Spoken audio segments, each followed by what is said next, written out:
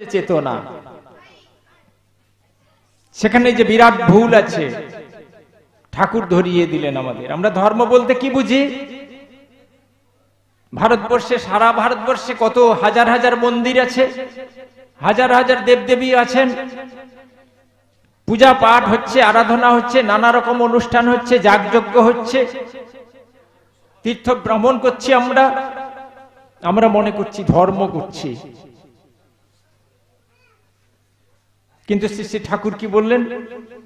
যে আচরণ বাক্য কর্ম বাঁচা বাড়ার উৎস হয় তাকেই জানিস ধর্ম বলে, নইলে ধর্ম কিছুই নয়। মন্দিরে পূজা হচ্ছে, তাতে আমার কি হচ্ছে? ঠাকুর এই কথা বললেন। মন্দিরে পূজা হচ্ছে, তীর্থ ভ্রমণ করে এলাম, মন্দিরে পূজা দিয়ে এলাম, কিন্তু আমার কি হলো? আমার দিকে তাকাচ্ছি না। ঠাকুর সেখানে বললেন আমাদের যে ধর্ম কাকে বলে।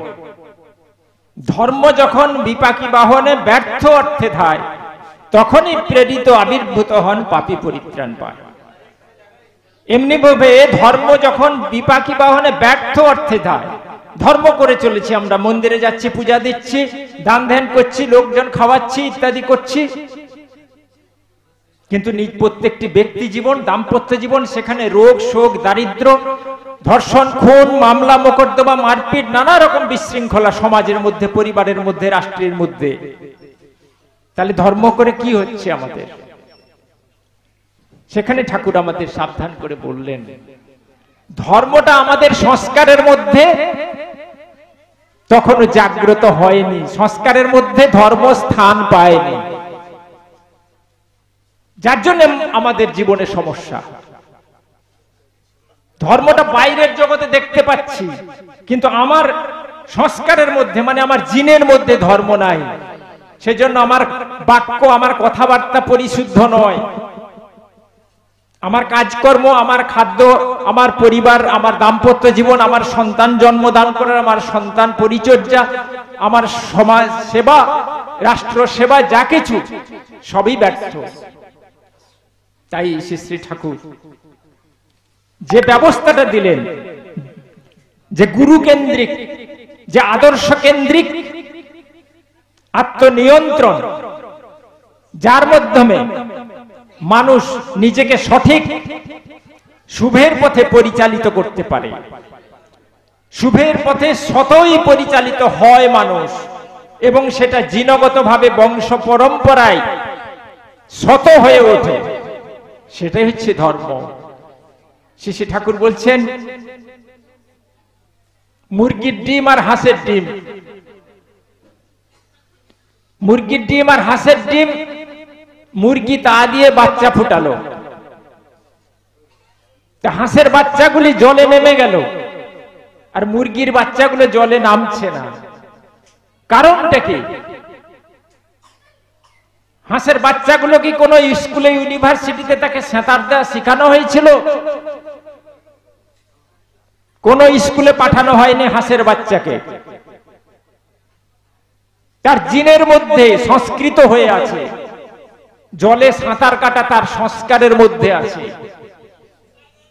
তা আমাদের মধ্যে, মানুষের মধ্যে ধর্মটা সংস্কারের মধ্যে নাই। তাই আমরা মন্দিরে পূজা দিচ্ছি বটে, বছরে বিরাট অনুষ্ঠান করছি বটে, কিন্তু কেমন করে বাবার সঙ্গে কথা বলতে হয় সেইটা সংস্কারের মধ্যে নাই। কেমন করে স্বামী সেবা করতে হয় সেটা আমার সংস্কারের মধ্যে নাই। কেমন করে সন্তানকে শুভ সন্তান জন্ম দিতে হয় সেটা আমার সংস্কারের মধ্যে নাই। কেমন করে স্বামী সেবা করতে হয়, কেমন করে সন্তানের সেবা করতে হয় সেটা সংস্কারের মধ্যে নাই, তাই আমরা করতে পারছি না।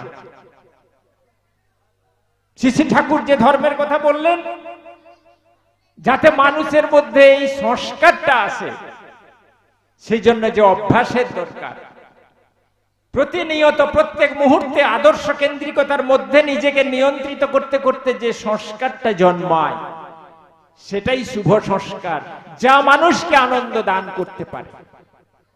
যে মানুষকে তৃপ্তি এবং সার্থকতায় পৌঁছে দিতে পারে, সেটাই হচ্ছে ধর্ম। সেই জন্য ঠাকুর যে যজন যাজন ইষ্টভৃতির কথা বললেন, নাম ধ্যানের কথা বললেন, গুরুজনদের প্রণাম করার কথা বললেন, থানকুনি পাতা খাওয়ার কথা বললেন, সদাচার বিধি পরিপালন করার কথা বললেন, মিষ্টি করে কথা বলার কথা বললেন, নিরামিষ আহারের কথা বললেন, শ্রদ্ধা ভক্তি নিষ্ঠা ভালোবাসা এই সমস্ত কথা বললেন। এগুলি মানুষকে প্রত্যেক দিন প্রত্যেক মুহূর্ত করে চলতে হবে, যার ভিতর দিয়ে মানুষের মধ্যে সংস্কার সৃষ্টি হবে। এটাই হচ্ছে ধর্ম করা। তাই দাদা মায়েরা, আজকে আমরা এখানে উপস্থিত হয়েছি যে শ্রী শ্রী ঠাকুরের যে দিব্য জীবন এবং বাণী আলাপ আলোচনা হচ্ছে, কথাবার্তা আলাপ আলোচনা গান কীর্তন ইত্যাদির মাধ্যমে আমরা যে গ্রহণ করছি, এগুলি যেন তথাকথিত ধর্ম না হয়। তাকে ভালোবেসে, আচার্যদেবকে ভালোবেসে, ভালোবাসা কথাটাই আমরা জানি না, ভালোবাসতে হয় কেমন করে। ভালোবাসা কথার মধ্যে ভালোবাসার তাৎপর্যটা আছে। যাকে ভালোবাসি তার প্রাণে যেন ব্যথা না লাগে, তবেই সেই ভালোবাসাটা সার্থক। তা না হলে সে ভালোবাসাটা মেকি। ঠাকুরকে ভালোবাসি মানে কি? ঠাকুরের প্রাণে যেন ব্যথা না লাগে, আমার কথা, আমার আচার আচরণ, আমার ব্যবহারে তিনি যেন কষ্ট না পান, সেটা হচ্ছে প্রকৃত ভালোবাসা। আমরা যে ধর্মের কথা, আমরা যা ধর্মের যে বিভিন্ন মন্দিরের কথা বললাম, যে দেবদেবীর কথা বললাম, আমরা যে পূজা অর্চনা করি, যে কোনো দেবদেবীকে আমরা শ্রদ্ধা করি, ভক্তি করি, প্রণাম করি, কিন্তু ভালোবাসি না। ভালোবাসলে তার প্রাণে আমরা ব্যথা দিতে পারতাম না। ঠাকুর আমাদের শেখালেন কেমন করে ভালোবাসতে হয়। ঠাকুর বললেন, ভালোবাসিস অনেক বলিস, নির্দেশ মেনে চলিস না, ঠিকই জানিস প্রভুকে তুই স্বার্থ ছাড়া মানিস না। আমরা ভালোবাসি নিজের স্বার্থের জন্যে।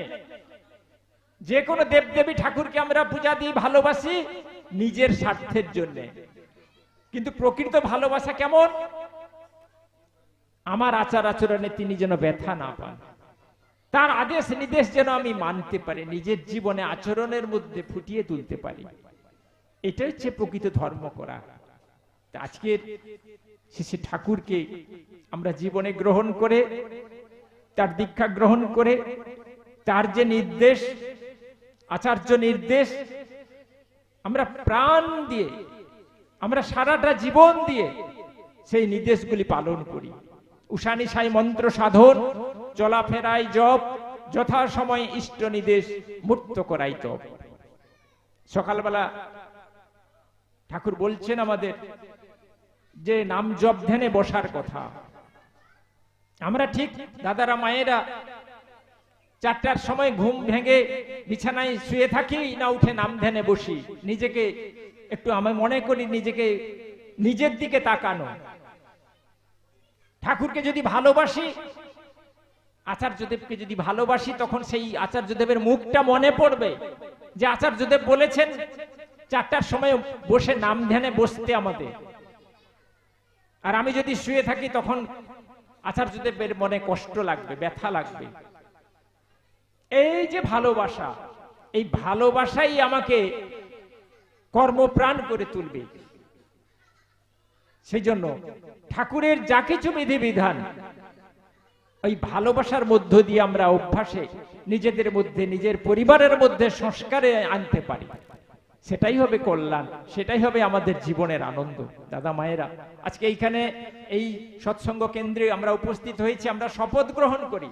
এই যে সৎসঙ্গ অনুষ্ঠান হয়, উৎসব হচ্ছে, আমি মনে করি এইগুলি হচ্ছে শপথ গ্রহণের অনুষ্ঠান। পূজ্যপাদ দাদা একবার বলছিলেন, আমরা যা হতে পারিনি, যা করতে পারিনি, আজকে শপথ নেব সেইটা হয়ে ওঠার জন্য, সেটা করার জন্য। তাই আজকে এই পবিত্র দিনে আমি শপথ গ্রহণ করি, আমরা আজকে যা আমরা আজ পর্যন্ত করিনি, এই মুহূর্ত থেকে আমরা সেটা শুরু করব আচার্য নির্দেশ পালনের জন্য। সেটা হবে আমাদের জীবনের কল্যাণ।